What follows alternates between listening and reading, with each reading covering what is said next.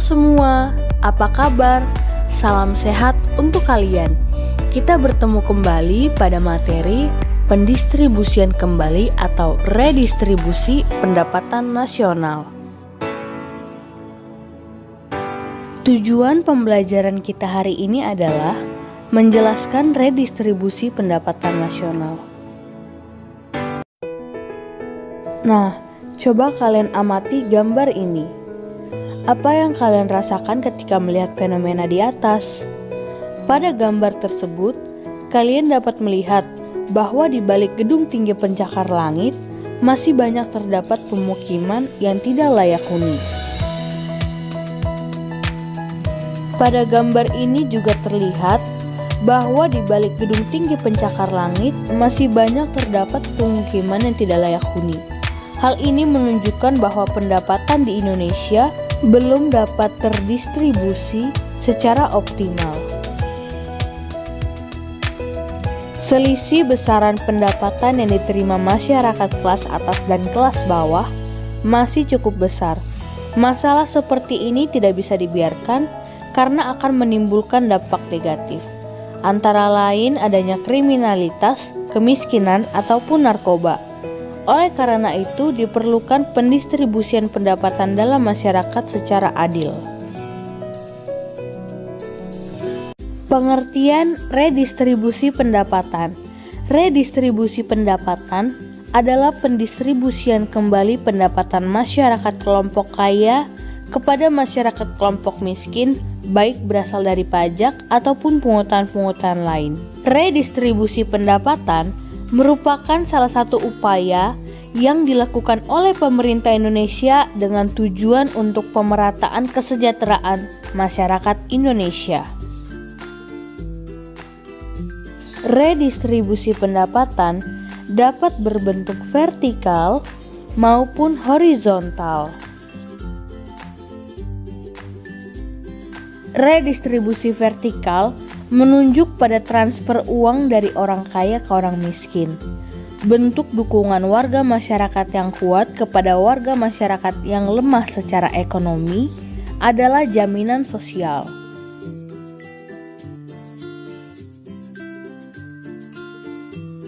Redistribusi horizontal adalah transfer uang antar kelompok, yaitu dari kelompok satu ke kelompok yang lain. Redistribusi horizontal merupakan redistribusi yang dilakukan seseorang kepada orang yang mempunyai tingkat sosial yang sama. Contohnya, dari laki-laki ke perempuan, dari orang dewasa kepada anak-anak, dari remaja ke orang tua. Program redistribusi untuk pemerataan distribusi pendapatan di Indonesia. Yang pertama, program pemberian jaminan akses kebutuhan dasar bagi rakyat bawah. Terdapat bantuan langsung tunai untuk memenuhi kebutuhan sehari-hari rakyat, bantuan tunai bersyarat atau disebut juga program keluarga harapan, jaminan sosial atau social security, bantuan operasional sekolah atau BOS, dan beasiswa untuk memenuhi akses pendidikan bagi mereka yang kurang mampu, serta jaminan kesehatan masyarakat untuk memenuhi kebutuhan akan kesehatan yang gratis. Program kredit lunak dan penjaminan kredit berbasis komunitas. Pada 5 November 2007 telah diresmikan program kredit usaha rakyat atau KUR. Dengan kebijakan KUR, UMKM akan terhindar dari kendala aturan perbankan yang menyulitkan mereka untuk mendapatkan pinjaman modal dari lembaga keuangan formal. Kebijakan ini diharapkan dapat membantu masyarakat golongan menengah ke bawah menjadi wirausaha yang mandiri serta membantu mengurangi persentase penduduk miskin di Indonesia. Pengembangan usaha atau industri kecil. Terdapat beberapa alasan usaha kecil perlu dikembangkan. Di antaranya, usaha kecil dapat menyerap banyak tenaga kerja, meningkatkan pemerataan dalam distribusi pembangunan, serta meningkatkan pemerataan dalam distribusi pendapatan. UKM sangat kompetitif dengan pola pasar hampir sempurna, tidak ada monopoli dan mudah dimasuki. Pengembangan UKM yang melibatkan banyak tenaga kerja akan mempertinggi daya beli karena pengangguran berkurang dan adanya pemerataan pendapatan. Upaya pemerintah dalam melaksanakan pemberdayaan UMKM melalui penerapan Program Nasional Pemberdayaan Masyarakat Mandiri Pedesaan. PNPM Mandiri Pedesaan merupakan salah satu mekanisme program pemberdayaan masyarakat yang digunakan dalam upaya mempercepat pemerataan pendapatan, penanggulangan kemiskinan, dan perluasan kesempatan kerja di wilayah pedesaan. Program ini dilakukan untuk mendorong peningkatan kualitas hidup, kesejahteraan, dan kemandirian masyarakat di pedesaan. Program Corporate Social Responsibility. Dengan adanya program pemerintah yang bekerja sama dengan swasta lokal dan asing untuk menjalankan program Corporate Social Responsibility atau CSR, diharapkan golongan masyarakat bawah, buruh, dan usaha-usaha bisa mendapatkan kesempatan untuk ikut dalam kegiatan ekonomi yang produktif secara keseluruhan. Untuk menjalankan keperluan tersebut, pemerintah hendaknya melaksanakan prinsip tanggung jawab sosial bahwa seluruh lapisan masyarakat secara keseluruhan dapat menikmati hasil pembangunan ekonomi yang tengah dilakukan. CSR dapat digunakan untuk membantu mengembangkan dunia usaha kecil menengah dan koperasi. Kebijakan penegakan hukum dan keadilan ekonomi. Peran pemerintah sangat besar sebagai pembuat strategi dan kebijakan dalam menciptakan pembagian pendapatan di golongan masyarakat yang lebih merata dan secara konsisten mewujudkan penegakan hukum, sehingga dunia usaha nasional dan asing dapat melakukan usaha secara berkesinambungan untuk menciptakan lapangan kerja demi terciptanya pemerataan pendapatan.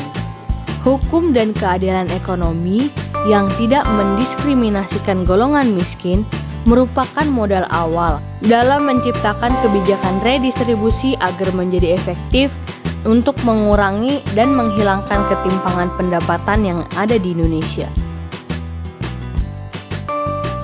Alternatif praktik redistribusi pendapatan di Indonesia, yaitu subsidi. Dalam rangka pendistribusian pendapatan, pemerintah berupaya untuk mendorong usaha kecil menengah agar tetap hidup dan memiliki daya saing.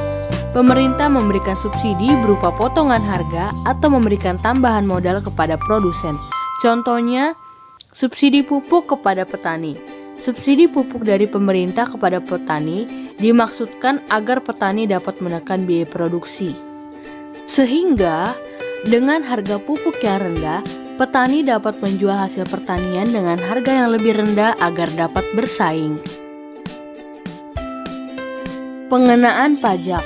Terdapat banyak jenis pajak di Indonesia, yaitu pajak penghasilan, pajak kendaraan bermotor, pajak terhadap barang mewah, dan sebagainya. Pajak penghasilan adalah pajak yang dibayarkan oleh seseorang yang sudah berpenghasilan dengan batas minimal penghasilan sebesar angka yang telah ditentukan oleh pemerintah. Contoh pengenaan pajak. Mobil mewah dari luar negeri dikenakan pajak sebesar 10% dari harga barang mewah tersebut. Pajak kendaraan bermotor biasanya satu paket dengan perpanjangan masa berlaku STNK. Pemberian subsidi kepada masyarakat juga berasal dari pendapatan pajak. Pajak dan subsidi merupakan alat utama dalam pendistribusian pendapatan. Pajak adalah sejumlah uang tunai yang dibayarkan oleh rakyat kepada negara yang sifatnya dapat dipaksakan berdasarkan undang-undang. Pajak yang diterima pemerintah digunakan untuk membiayai pembangunan, dan hasil pembangunan inilah yang akan kembali kepada masyarakat dan dapat dinikmati oleh masyarakat. Demikianlah anak-anak pelajaran kita hari ini pada materi pendistribusian kembali atau redistribusi pendapatan nasional. Silakan kalian mengulang kembali materi tersebut dan jangan lupa untuk selalu menerapkan gerakan 3M, mencuci tangan, menjaga jarak dan selalu memakai masker. Sampai jumpa di lain kesempatan dengan materi yang berbeda. Salam sehat, terima kasih.